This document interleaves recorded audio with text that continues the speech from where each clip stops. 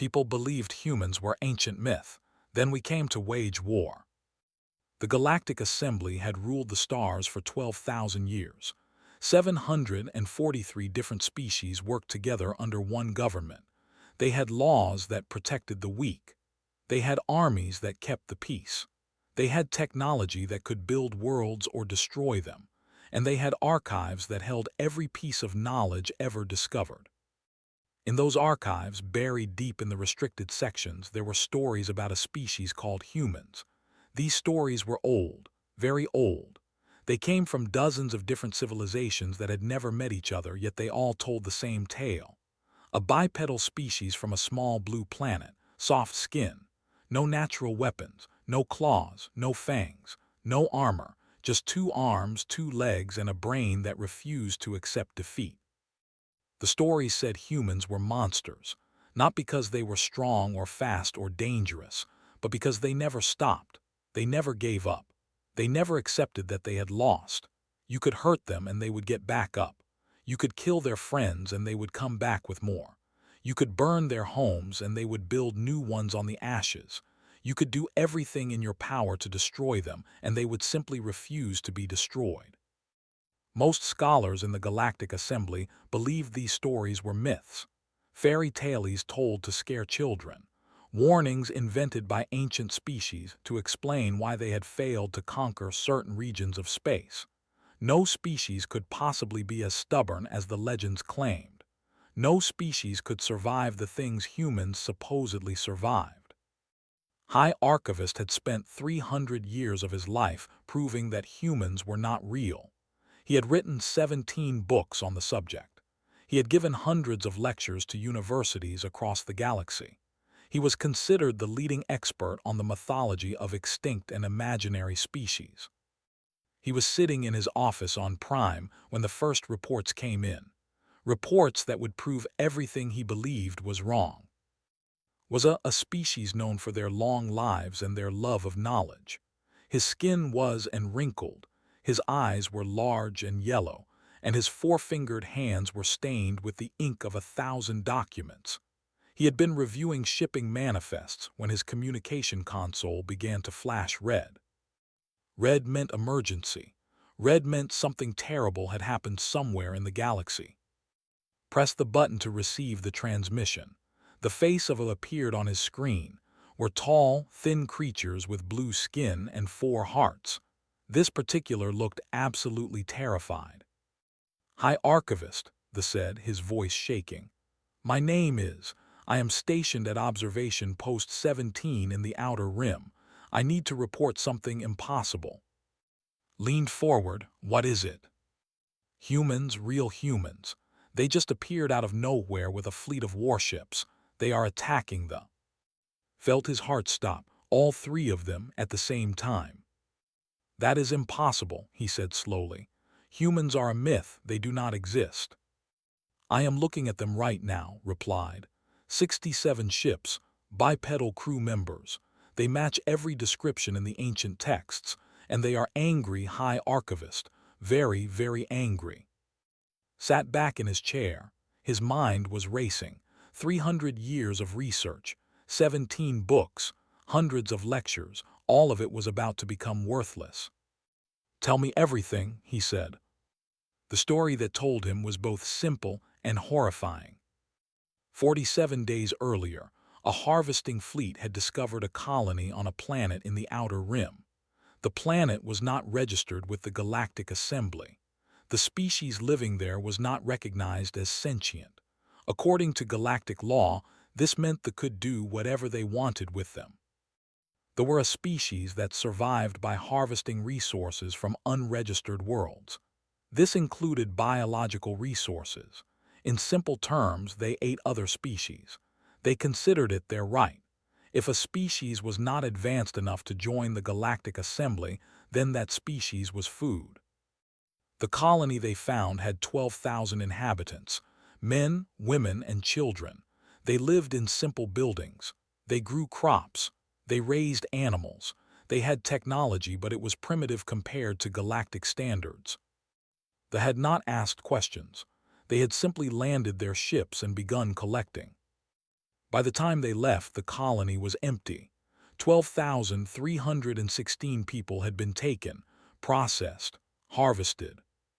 They had thought nothing of it. They had done the same thing to hundreds of worlds before.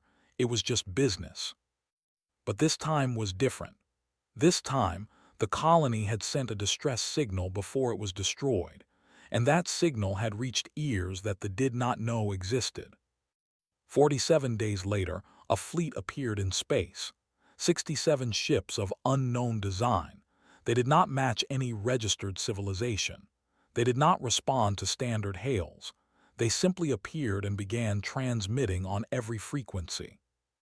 The transmission was from a human woman. She called herself Commander Lisa Grant of the Terran Defense Force. She explained that the colony that had harvested was a human settlement called Haven.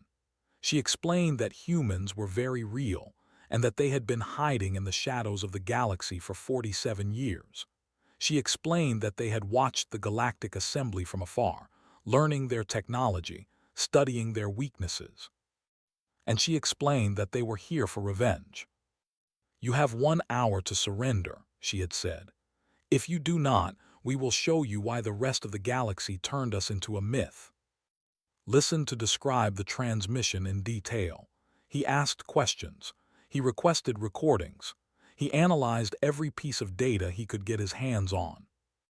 And when he was done, he sat alone in his office and stared at the wall. The humans were real. They had always been real. And the galaxy had spent 12,000 years pretending they did not exist because the truth was too terrifying to accept. Knew the old stories better than anyone. He knew what the humans had done to the warrior species that had tried to conquer Earth 8,000 years ago.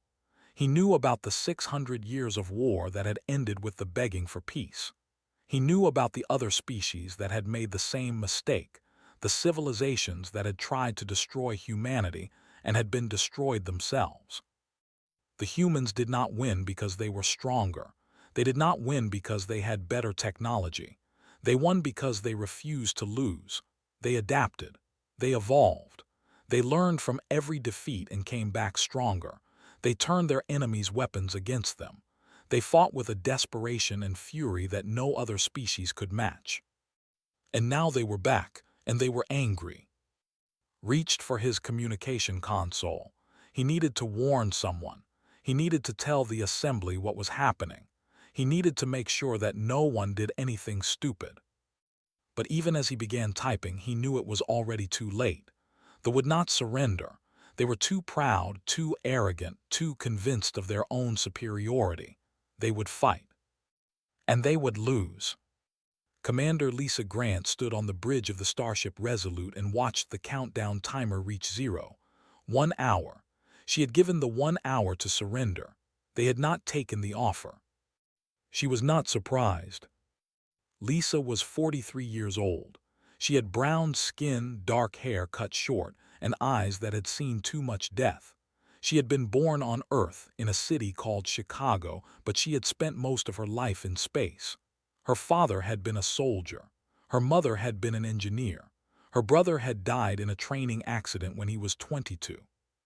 She had joined the Terran Defense Force at 18. She had risen through the ranks through skill, determination, and a complete inability to accept failure.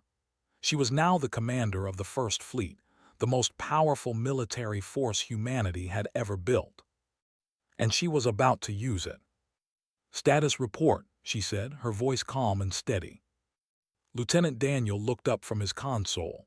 He was young, maybe 25, with brown skin and dark eyes that burned with cold anger.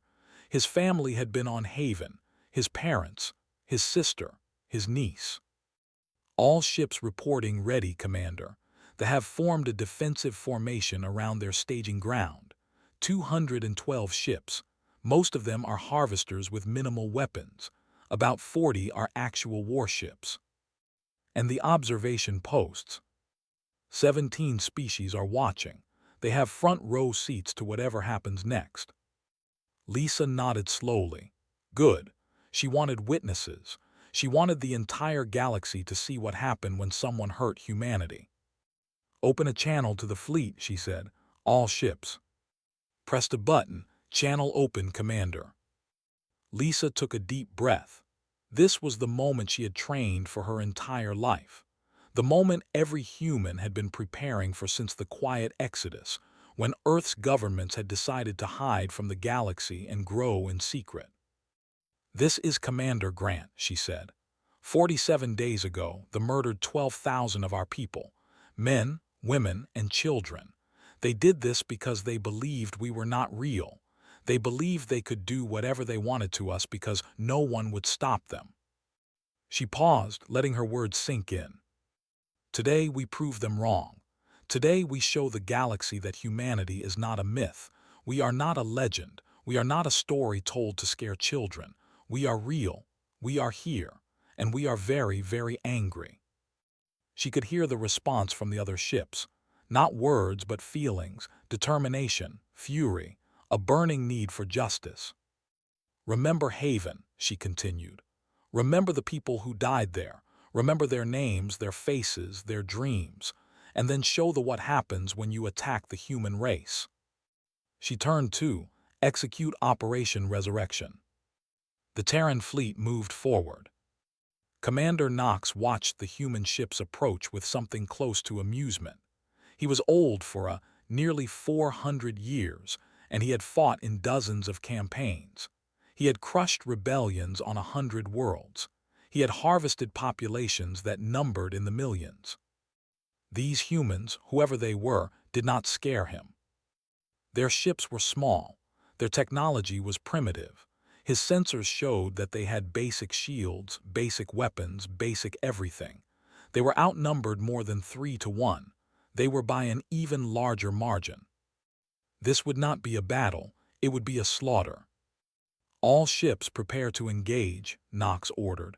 "Target their engines first. I want them disabled, not destroyed. These creatures might be useful for harvesting." His officers acknowledged the order. The fleet spread out, forming a wall of ships that would crush the humans against the emptiness of space. Knox leaned back in his command chair and prepared to watch the show. What happened next made no sense. The human ships did not stop. They did not slow down. They did not try to maintain distance or find advantageous positions. They simply accelerated directly toward the fleet at maximum speed. "What are they doing?" Knox muttered. "Are they trying to ram us?" "Unknown, Commander," his tactical officer replied. "Their behavior does not match any known combat patterns." Knox shook his head. Clearly these humans were insane. Perhaps they thought suicide attacks would somehow damage his fleet. They were wrong. Shields could withstand direct impacts from asteroids. A few primitive ships would not even scratch them. "Open fire," he ordered. "Destroy the lead ships." The fleet unleashed a storm of plasma fire. Dozens of shots streaked across space toward the human vessels. Several hit their targets, and Knox smiled as he watched human ships explode. But then something strange happened. The human ships that were hit did not all die. Some of them kept moving, burning, damaged, but still moving. And from those damaged ships, small objects began launching. Dozens of them, hundreds of them, tiny pods that accelerated even faster than the ships themselves. "What are those?" Knox demanded. His tactical officer's voice was confused. "They appear to be boarding pods, Commander. The humans are trying to board us." Knox laughed, actually laughed out loud. Boarding pods, in a space battle, that was the most ridiculous thing he had ever heard. Space combat was fought at long range with energy weapons and missiles. Nobody boarded ships anymore. The very idea was absurd. "Let them try," he said. "Our hulls will crush their primitive pods." He was wrong. The human boarding pods were not primitive. They were the result of 47 years of research into how to kill species that thought they were untouchable. Each pod was equipped with a shaped charge that could punch through any hull material known to the Galactic Assembly. Each pod carried 6 soldiers in powered armor. Each soldier was armed with weapons specifically designed to kill. The first pods hit Knox's flagship while he was still laughing. The explosions rocked the ship.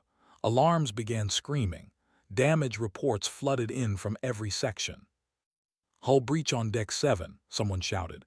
"Deck 12, Deck 15, they are inside the ship." Knox stopped laughing.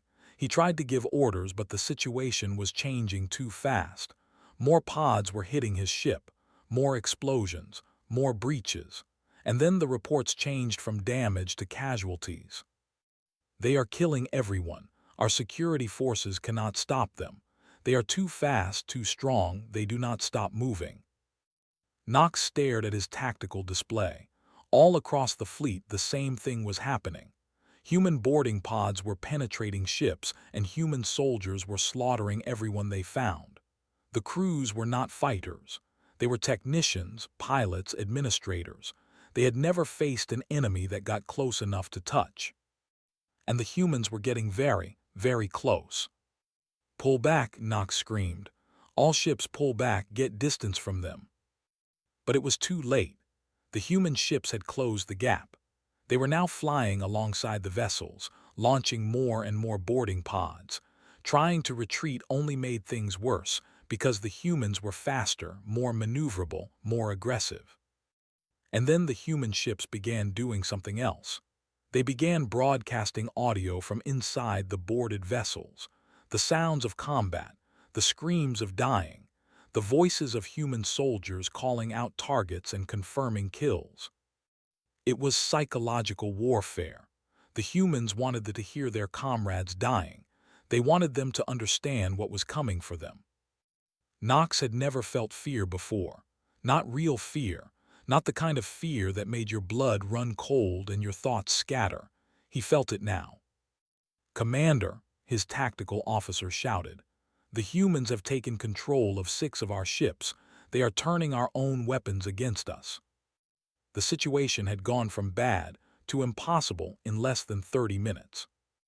On the bridge of the Resolute, Commander Lisa Grant watched the battle unfold with grim satisfaction. The plan was working. They had expected a normal space battle, ships shooting at each other from long range. They had not expected humans to get up close and personal. That was their mistake. Humans were not good at many things compared to the other species in the galaxy. They were not the strongest. They were not the fastest. They did not have natural weapons or armor or special abilities, but they were very, very good at one thing: close quarters combat. Millions of years of evolution had made humans into the perfect predators. They could run for hours without stopping. They could adapt to almost any environment. They could recover from injuries that would kill most species. And they had an instinct for violence that was buried deep in their DNA. Most species fought to defend themselves. Humans fought to win. "Lieutenant," Lisa said, "status on the capture teams." Checked his display. Teams Alpha through Gamma have secured their targets. Teams Delta through Kappa are still engaged. Estimated time to full capture, 45 minutes. Casualties. His jaw tightened. 217 dead, 412 wounded, mostly from the initial approach. Lisa nodded. Every death hurt. Every name was a person she had failed to protect. But they were winning. They were making the pay for Haven. And enemy casualties. "We have stopped counting, Commander. It is in the thousands." "Good, let the numbers grow. Let the galaxy see what happened when you attacked humanity." Ambassador watched the battle from his observation post with growing horror. He had seen wars before. He had seen species fight each other over territory, resources, ideology. But he had never seen anything like this. The humans were not just winning, they were demonstrating. Every move they made was designed to send a message. The boarding pods showed that humans could reach you anywhere, no matter how good your defenses were. The capture of enemy ships showed that humans could turn your own weapons against you. The audio broadcasts showed that humans wanted you to know exactly what they were doing to you. It was not just combat, it was a statement, a promise, a warning. This is what happens when you hurt us. This is what we are capable of. This is what we will do to anyone who threatens our people. Had read the ancient texts about humanity. He had dismissed them as exaggeration. Surely no species could be as ruthless, as adaptable, as relentless as the legends claimed. He no longer dismissed anything. The battle lasted 3 hours. When it was over, 189 ships had been captured or destroyed. 23 had escaped, fleeing into hyperspace before the humans could catch them. The Terran fleet had lost 11 ships, 342 people. It was a victory beyond anything the galaxy had ever seen. A smaller, technologically inferior force had completely destroyed a larger, more advanced enemy. Military strategists would study this battle for centuries, trying to understand how the humans had done it. But already knew the answer. The humans had won because they wanted it more, because they were willing to do things that other species considered impossible, because they had spent 47 years preparing for exactly this moment. And because they were very, very angry about Haven. Commander Lisa Grant stood on the bridge of a captured flagship. The ship smelled like death. The walls were splattered with blue blood. The bodies had been removed, but the stains remained. Lisa did not care about the smell or the stains. She cared about the message she was about to send. "Lieutenant, is the transmission ready?" Nodded. "All frequencies, all observation posts. The entire sector will hear this." "Good, open the channel." Lisa straightened her uniform. She looked into the camera that would broadcast her image across the stars, and she spoke. "This is Commander Lisa Grant of the Terran Defense Force. The battle is over. The staging fleet has been destroyed. 189 ships captured or eliminated. Thousands of enemy combatants killed." She paused, letting the numbers sink in. 47 days ago, they attacked a human colony called Haven. They killed 12,316 of our people, men, women, and children. They did this because they believed we did not exist. They believed we were a myth. Her voice hardened. "We are not a myth. We are the Terran species. We are humanity, and we have returned."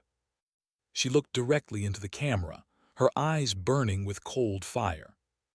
"To the Galactic Assembly, we do not want war. We never wanted war. We spent 47 years hiding because we hoped we could coexist with you peacefully. We hoped that one day we could reveal ourselves and be welcomed as equals." Her jaw tightened. "That hope is gone. They showed us what the galaxy thinks of unregistered species. They showed us that we will never be safe unless we can defend ourselves. So let this battle be a warning to every species watching." She stepped closer to the camera.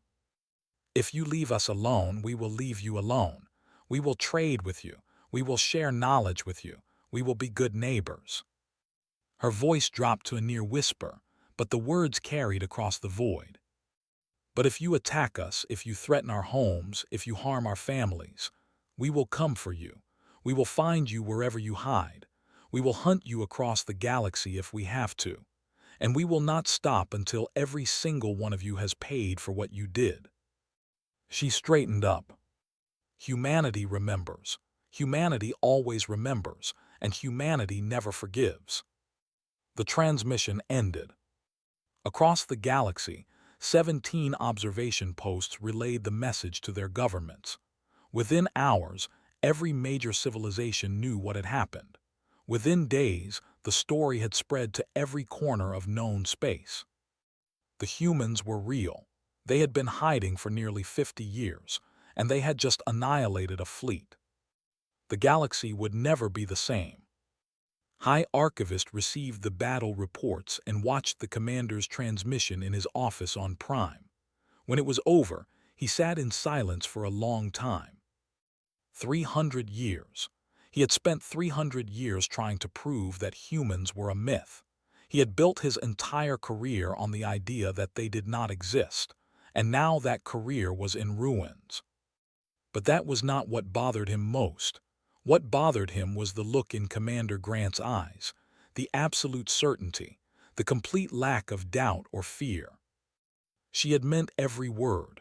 If the galaxy attacked humanity again, humans would fight back. They would not negotiate. They would not back down. They would fight until they won or until every last one of them was dead. And based on what he had just seen, was not sure the galaxy could make them dead. He reached for his communication console and began typing a message to the Assembly Council. The message was simple. We need to talk about the humans, immediately, before someone does something stupid and gets us all killed. He hoped someone would listen. He was not optimistic. They received the news of the battle 3 days later. The 23 ships that had escaped brought recordings, sensor data, and the testimony of traumatized survivors. The High Council convened an emergency session. They watched the footage. They reviewed the reports. They listened to the survivors describe what had happened. And then they did exactly what was afraid they would do.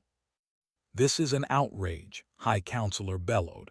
"These primitives destroyed our fleet. They murdered our people. This cannot stand." They were responding to the harvesting of their colony, another counselor pointed out. "Perhaps we should consider." "Consider what? Apologizing. We do not apologize to food." The argument raged for hours. Some counselors wanted to negotiate. They had seen the footage. They understood that the humans were dangerous. A few even suggested that perhaps the policy of harvesting unregistered species should be reconsidered.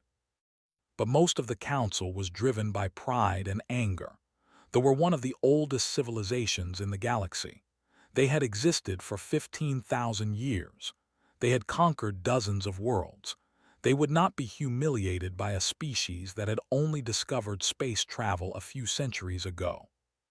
"We will send the Grand Fleet," High Counselor declared. "Every ship we have. We will find these humans and we will exterminate them. We will wipe them from existence. And we will make sure that no one ever speaks of them again." The council voted. The decision was made. They would go to war. News of the decision reached the Terran Defense Force within hours. Humanity had spies everywhere. They had been watching the galaxy for 47 years, learning its secrets, mapping its weaknesses. They knew they would respond with force. They were ready. Commander Lisa Grant received the intelligence report on the bridge of the Resolute. She read it carefully, then looked up at her officers. "They are mobilizing their entire military. 5,000 ships. They plan to find our and destroy it." Lieutenant nodded grimly. "What are our orders, Commander?" Lisa smiled. It was not a pleasant smile. "Our orders are to make sure they never reach Earth. Our orders are to show the galaxy what happens when you try to exterminate humanity." She turned to her tactical display, studying the maps of space. "They think this is a war of extermination. They think they can overwhelm us with numbers. They do not understand what they are dealing with." She looked at her officers, at the men and women who had volunteered to fight for their species. 47 years ago, our ancestors made a decision. They decided to hide from the galaxy and prepare for the day when we would have to fight. They built secret colonies. They developed new weapons. They created the most advanced military force in human history. Her voice rose. They did all of this because they knew this day would come. They knew that eventually someone would force us to reveal ourselves. They knew that when that happened, we would need to be ready. She straightened up. "We are ready to have 5,000 ships. We have 300, but we have something they do not have." "What is that, Commander?" someone asked. Lisa Grant smiled. "We have humanity. We have 12 billion people who are very, very angry about Haven. We have scientists who have been developing weapons in secret for half a century. We have soldiers who have trained their entire lives for this moment." She looked out the viewport at the stars. "And we have something else, something that we'll never understand." "What?" "We have no intention of losing." The Resolute turned toward space. Behind it, the rest of the Terran fleet followed. 300 ships against 5,000. The odds did not matter. The numbers did not matter. What mattered was that humanity had come out of hiding. They had revealed themselves to the galaxy. And now they were going to show everyone exactly why the ancient species had turned them into myths.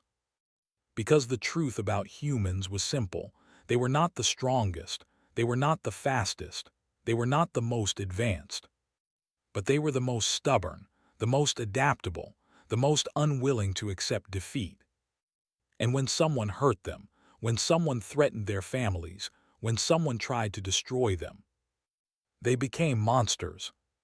The war for humanity's survival was about to begin, and the galaxy was about to learn that some myths were better left undisturbed. Because the humans remembered, they always remembered. And they never, ever forgot. On Earth, 12 billion people watched the news reports and prepared for what was coming. Factories that had been dormant for decades began producing weapons and ships. Training facilities that had operated in secret were now working around the clock. Every man and woman who was able volunteered for service. This was the moment they had been preparing for, the moment their parents and grandparents had warned them about, the moment when humanity would have to prove that it deserved to exist. In cities across the planet, people gathered to watch the transmissions from the fleet. They saw Commander Grant's message. They saw the footage of the battle. They heard the declaration of war. And they responded with a single voice. We will not be destroyed. We will not be harvested. We will not be forgotten. We are humanity. We are the myth that became reality. And we are coming for you. The stars were about to witness something that had not happened in 8,000 years. A human war, not a skirmish, not a battle, a full-scale conflict between humanity and a major galactic power. The last time this had happened, they had learned why humans were dangerous. They had spent 600 years trying to conquer Earth. They had thrown everything they had at one small planet, and they had lost. Now it was this turn to learn the same lesson. Some species evolved to survive. Some species evolved to dominate. Some species evolved to spread across the galaxy and consume everything in their path. Humans evolved to win, to overcome, to refuse defeat no matter the cost. The thought they were starting a war of extermination. They thought they would wipe humanity from existence. They were wrong. They were not starting a war. They were waking a monster. And the monster was hungry. The first reports from the front lines came in 2 weeks after the mobilization. They were not what the High Council expected. Human ships were appearing throughout territory, not the main fleet. Small groups, 2 or 3 vessels at a time. They would appear near a supply depot, a communication relay, a fuel station. They would destroy everything. And then they would vanish before reinforcements could arrive. It was not combat, it was sabotage, it was terror. They are hitting us everywhere, one of the admirals reported. We cannot predict where they will strike next. They seem to know exactly where our weaknesses are. How is that possible? High Counselor demanded. We have never encountered this species before. How do they know so much about us? The answer was simple. 47 years of espionage, 47 years of watching and learning, 47 years of preparing for exactly this moment. The humans knew everything about their military formations, their supply lines, their command structure, their political divisions, their cultural weaknesses. They knew almost nothing about the humans, where there was, how many ships they had, what weapons they used, what their strategy was. It was not a fair fight. It was not supposed to be. The humans were not fighting to be fair. They were fighting to win. And they were winning. Commander Lisa Grant stood in the war room of the Resolute, surrounded by holographic displays showing the entire theater of operations. Red dots marked positions. Green dots marked human forces. Blue dots marked targets that had already been destroyed. There were a lot of blue dots. "Status report," she said. Her chief of operations, a woman named Helen Park, stepped forward. Helen was small, barely 5 feet tall, with Korean features and sharp eyes that missed nothing. She had been with Lisa since the beginning. "We have destroyed 47 supply depots, 112 communication relays, and 39 fuel stations. The Grand Fleet is now operating at 60% efficiency. Their logistics network is in chaos. Casualties: minimal, 12 ships lost, 84 personnel. They cannot catch us. They are too slow, too predictable." Lisa nodded. The strategy was working. Hit them where they were weak, run before they could respond, make them chase shadows while their war machine slowly fell apart. It was the same strategy humans had used against superior enemies for thousands of years. Guerrilla warfare, asymmetric combat, fighting smart instead of fighting hard. They did not understand. They kept expecting the humans to form up for a proper battle. They kept waiting for a decisive engagement that would let them use their numerical advantage. That engagement would never come, not until the humans were ready, not until they were weak enough to destroy completely. "What about the observation posts?" Lisa asked. "Are they still watching?" Helen smiled. 17 species with ships in the area. They have been recording everything. The footage is spreading across the galaxy. Everyone knows what is happening. "Good, let them watch. Let them see what humans can do." Lisa looked at the display, at the scattered dots that represented her people fighting and dying across space. This was only the beginning. The real battle was still to come. But every day that passed, humanity grew stronger. Every supply depot they destroyed made the weaker. Every communication relay they hit made the enemy more confused. Time was on humanity's side, and they had nothing but time. "Continue the operations," she ordered. "No mercy, no retreat, make them pay for Haven." Helen nodded and turned to relay the orders.